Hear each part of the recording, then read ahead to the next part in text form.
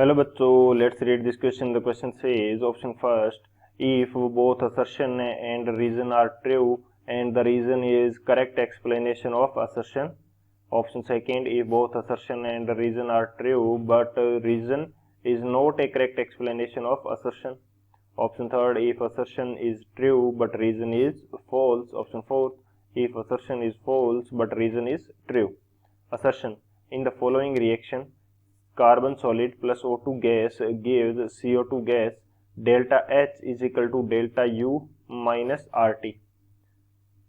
Reason: delta H is released to delta U, delta H is related to delta U by equation delta H is equal to delta U plus delta Ng RT. तो इस question के अंदर हमें एक assertion statement दे रखा है और एक रीजन स्टेटमेंट हमें गिवन है, तो उसके अकॉर्डिंग हमें करेक्ट ऑप्शन चूज करना है. असर्शन स्टेटमेंट के अंदर हमें दे रखा है कि जो रिएक्शन गिवन है उसके अंदर डेल्टा एच की वैल्यू किसके इक्वल है, delta U minus R T के इक्वल है. जबकि रीजन स्टेटमेंट के अंदर हमें गिवन है कि डेल्टा एच जो डेल्टा यू से रिलेटेड है वो delta H is equal to delta U plus delta N G R T से रिलेटेड है. सो बात करते हैं हम लोग की कंसेप्ट की. बात की जाए यदि की कंसेप्ट की इस क्वेश्चन के लिए, की कंसेप्ट, तो क्या की कंसेप्ट यूज होगा? हम यहाँ पे रिलेशन देखेंगे delta H and delta U के बीच में. की कंसेप्ट हमारे पास क्या है? Relation between delta H and delta U. Delta H and delta U के बीच में हम क्या फाइंड आउट करेंगे? रिलेशन देखेंगे. और ये रिलेशन बेसिकली क्या होता है? रिलेशन होता है delta H is equal to delta U plus delta N G R T. ये हमारे पास रिलेशन रहता है.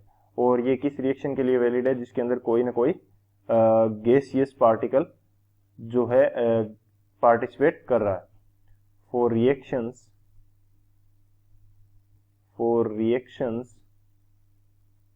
which include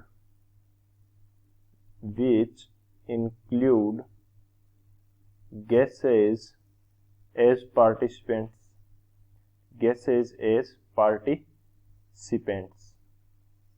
उन रिएक्शंस के लिए वैलिड होगा. सेकंड चीज यहाँ पे डिस्कस करते हैं कि डेल्टा एन जी किस प्रकार से फाइंड आउट करते हैं. तो change in moles of gases. Delta N G क्या है? Change in moles of gases. So यहाँ पे number of moles of gas of product P minus number of moles of gas of reactant R. तो इस प्रकार से delta N जी हम यहाँ पे फाइंड आउट करते हैं. डेल्टा एच क्या है? हीट चेंज या enthalpy change of reaction. Delta U क्या है? Internal energy change.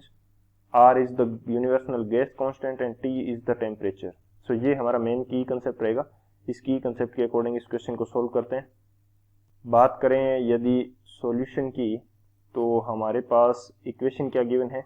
इक्वेशन हमें दे रखा है carbon solid plus O2 gaseous which gives CO2 gas. तो इसके लिए सबसे पहले तो डेल्टा एन जी की वैल्यू फाइंड आउट करते हैं. डेल्टा एन जी की वैल्यू के लिए हमें चाहिए कि प्रोडक्ट के अंदर कितने मोल्स हैं गैस के. तो प्रोडक्ट के अंदर एक ही प्रोडक्ट है CO2 और उसका कितना मोल है? 1 मोल है. माइनस रिएक्टेंट्स के अंदर कितने मोल है गैस के?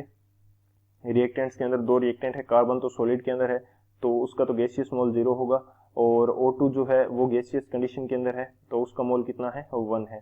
तो 1 माइनस 1 कितना आ जाएगा? 0 आ जाएगा. हमारे पास इक्वेशन क्या है? Delta H is equal to delta U plus delta N G R T. जब डेल्टा एन जी की वैल्यू क्या है? 0 है, तो delta N G R T वाला पूरा पोर्शन क्या हो जाएगा? 0 आ जाएगा. डेल्टा एच की वैल्यू किसके इक्वल आ जाएगी? डेल्टा यू के. सो हमारा असर्शन स्टेटमेंट क्या हो जाएगा? इनकरेक्ट हो जाएगा. रीजन स्टेटमेंट की यदि बात करें तो रीजन स्टेटमेंट के अंदर हमें क्या गिवन है? रीजन स्टेटमेंट में दे रखा है कि delta H is related to delta U by equation delta H is equal to delta U plus delta N G R T. ये हमने की कंसेप्ट के अंदर भी डिस्कस किया था और यहाँ भी हमने ये रिएक्शन के रूप में देखा है कि delta H is equal to delta U plus delta N G R T होता है. तो रीजन हमारा करेक्ट है. तो कौन सा ऑप्शन करेक्ट होगा वो देख लेते हैं. असर्शन हमारा क्या है? इनकरेक्ट है. Assertion is false but reason is true, यानी कि ऑप्शन 4 जो है वो हमारा करेक्ट है. So option 4 is the final answer. I hope you understood it well. Best of luck. Thank you.